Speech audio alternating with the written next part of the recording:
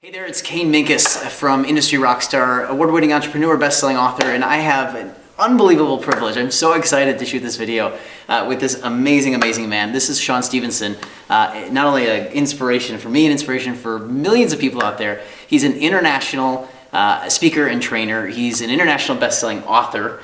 He's been speaking for 17 years. He's just magnificent in all sorts of different ways, and you're going to get to experience that in this video. And we happen to be at an event together.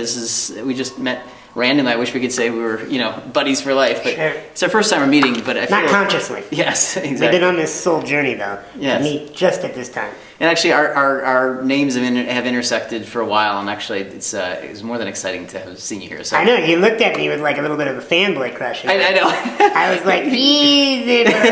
You gotta earn this bromance. You gotta take me out for a little drink. No.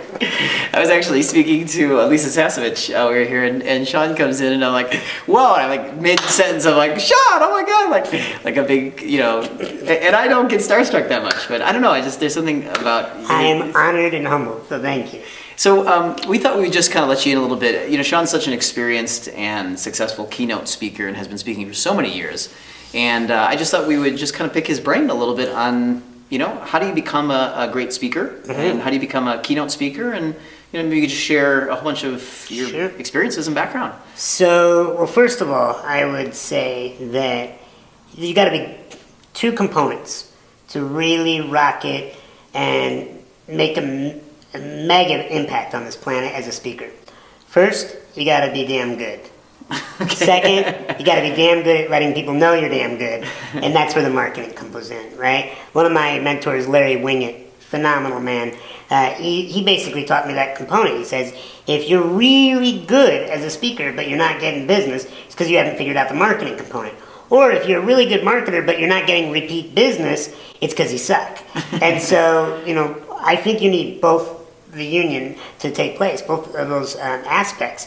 And so when it comes to, let's just take them individually, right? Yeah. So how do you become a damn good speaker, right? Well, I think that there's a couple components. First of all, you got to be really good at storytelling.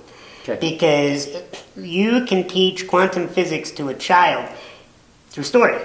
Yeah. You can teach anybody anything if you can relate it through metaphors, through stories, through personal examples.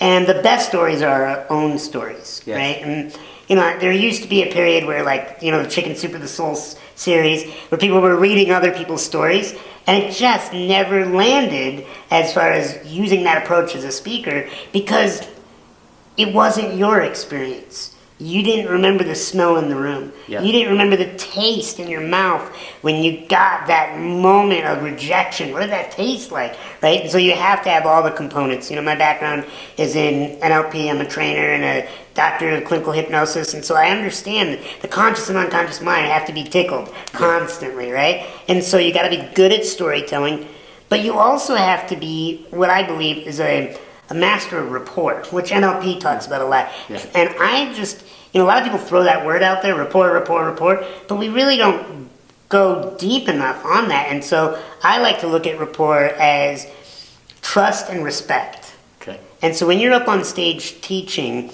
your audience has to trust you. Well, how does somebody trust you? Well, they have to know your true agenda, right? Okay. And so when you let them know your true agenda, it's easy to lie to people, but it's hard to fake the truth, right? Mm-hmm. So when you tell the truth, it can ring clear like a bell, right? Mm-hmm.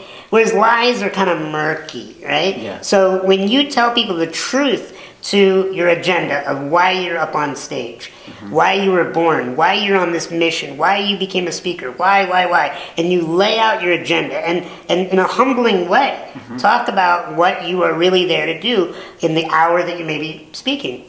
That's the first component. But then it's also, you need them to feel respected. Because when we feel that somebody respects us and we feel we can trust them, we will open up and let them say anything they want to us because we don't feel that our ego has to protect us, has to defend. There's no defensiveness when we know that we can trust somebody and that they respect us. So how do we create on stage that element of people feeling they're respected? Well, we have to acknowledge their value. And the best speakers of all time understand how to take an audience and make them feel all respected. So you'll see some of the greats. They'll get up there and they'll say, you're a leader. You wouldn't be here if you weren't, right? Am I just saying what every leader, big name speaker says, right? You're a leader. You are an achiever. You're in the top 1%. You're working on your life. You know how many people don't work on their life? Why are they doing that? Because they want you to feel respected. They want you to show them that you see their value. Yeah. And when people can tell that you see their value, man, they open up more. And so I even like to take it if, your one-on-one building rapport, which I think is important to understand, because to get the gig, you got to first have a conversation probably with somebody. And if you can point out the things, the value that you see in them that maybe is not as apparent to the rest of the planet, that you did a little research on them, and you found out, like anybody could say that I'm inspiring. I mean, I've heard that millions of times, and I try to be as humble as I can and say thank you a million times, but it doesn't impact me. Now, if somebody says, Sean, I went online and I saw your stand-up comedy video and I laughed my ass off. Now you're acknowledging value that not everybody talks about, right? And so now I'm feeling warmer. I'm like, oh, you get me. Yeah. And you can do that on a massive scale as a speaker. So you got to have that trust. You got to have that respect so you can build that rapport. Because once you have the rapport with the audience, it's like you have an energetic umbilical cord with everybody in the audience, right? And you can literally challenge them. You can say things like, you can go after mass insecurities. Like many of us at different times in our lives have been heavier physically, right? Many times of us, we've been broke financially. We've been lonely and needy in relationships. So we all can relate to these global challenges, right? But once you have rapport with them, you can tickle them. Yeah. You can poke them a little bit. They'll say, please, sir, give me more, And so I really spent my last almost 2 decades now spending so much time with audiences and realizing that once you create that safe space, they really want you to be intense with them. Yeah. They want to be held to a higher standard. Yeah. The reason why most of us don't hold each other to high standards is because we're afraid of reciprocity. We're afraid, shit, if I hold you to a high standard, you're going to want to hold me to a high standard. And so once you get that safe space of, look, I'm not perfect. And so when I get up on stage, I talk about where I'm still struggling.